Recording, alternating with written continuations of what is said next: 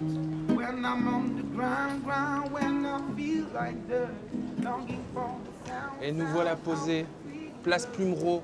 On est avec l'enfant du pays, Ben. Est-ce que tu reviens souvent à Tours, toi? Je faisais beaucoup d'allers-retours en fait avec Paris. Et ouais, j'aime bien. J'ai encore une partie de ma famille, moi, qui est ici.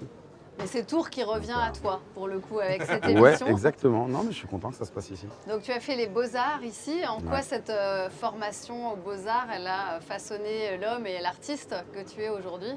Ouais, finalement, ça reste les arts, quoi, de l'image, de la vidéo. On va dire que la musique, c'est de la sculpture sonore aussi. Il y a un travail en studio qui se fait. Voilà, ça c'est beau, ça. Oh, merci. Voilà. On t'a connu, tu t'appelais Ben l'Oncle Saul. Oui. Est-ce que c'est justement via toutes ces origines musicales que tu as choisi ce nom? Parce qu'aujourd'hui, on l'a bien vu tout au long de ta carrière, tu as complètement cassé le cadre aussi, hein. Et aujourd'hui, tu t'appelles Ben. C'est vrai que le dernier album qui est sorti chez Blue Note est vraiment un album où je pense avoir trouvé un espèce de tournant, un virage où je change vraiment le paysage musical. Vous inquiétez pas, si vous m'appelez Ben l'Oncle Saul, je vais pas mal le prendre. Mais justement, tu es parti t'installer aux États-Unis. En quoi le fait d'avoir vécu outre-Atlantique, entendu d'autres langues, entendu d'autres musiques, ça a façonné aussi ta manière de composer? Bah, en fait, oui, ça m'a surtout rendu bilingue, et chose que je n'étais pas au départ. Donc c'est pour ça aussi que j'écrivais beaucoup en français au départ. C'est que j'avais toutes ces références qui sont plutôt anglophones au niveau de la musique, mais je composais en français parce qu'en fait finalement je ne savais pas écrire en anglais. Et puis je me suis rendu compte que l'anglais c'était quand même ma langue maternelle en termes d'univers musical. Et donc c'était super intéressant pour moi de retravailler, on va dire, le chant en anglais sur les derniers albums.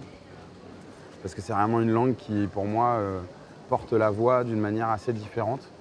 Et ouais, je prends beaucoup de plaisir en fait à chanter en anglais. Moi, ma mère, donc, qui est d'origine de Tours, est une grande fan de soul music. Elle m'a introduit vraiment, tu sais, à la découverte de la musique afro-américaine avec Otis Redding, avec Ray Charles, Stevie Wonder, des artistes comme ça. Est-ce qu'il y avait des magasins où tu allais particulièrement écouter de la musique avec ta maman? J'avais un peu d'argent de poche pour aller m'acheter mes disques et commencer à composer, on va dire, ma discothèque.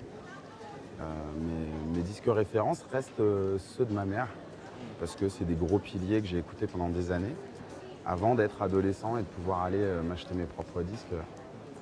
Donc, ouais, la musique a toujours été omniprésente dans ma vie, c'est clair. En tout cas, ce qui est sûr, c'est que sur cet album, qui annonce la couleur dès le titre, Addicted to You, il y a beaucoup d'amour. Je pense notamment à la chanson Addicted. Ouais. C'est une déclaration d'amour. Alors je me demandais, est-ce que c'est une déclaration d'amour à une amoureuse ou à ta fille peut-être? Addicted to You, cet album est vraiment une ode à l'amour avec un grand A. On va dire que c'est mes premiers amours aussi qui sont mis à l'honneur dans cet album, c'est-à-dire le R&B. J'ai pas fait de morceaux sur Tours. I'm addicted to Tours, Tours, Tours, Tours. I'm addicted to Tours, Tours, Tours, Tours. Ouais, c'est ça bon. C'est Élise Remix, elle fait tous les remixes de la région Centre-Val de Loire.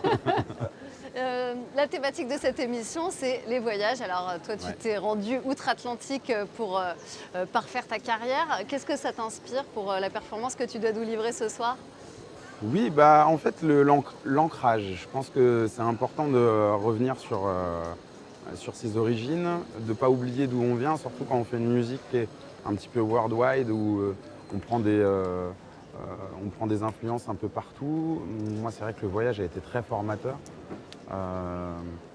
Mais je trouve que le voyage est encore plus beau quand on a un endroit qui est notre abri. Quand on rentre à la maison? Où on a des choses à ramener à la maison, des souvenirs, des expériences, des objets. Et on peut comme ça mieux faire un peu la collecte de tous les souvenirs qu'on a pu accumuler dans ces voyages. Et je pense que le point de départ est assez important et assez intéressant. Ouais, toujours. Merci beaucoup Ben. Merci. I'm addicted to you, you, you, you. I'm addicted to you.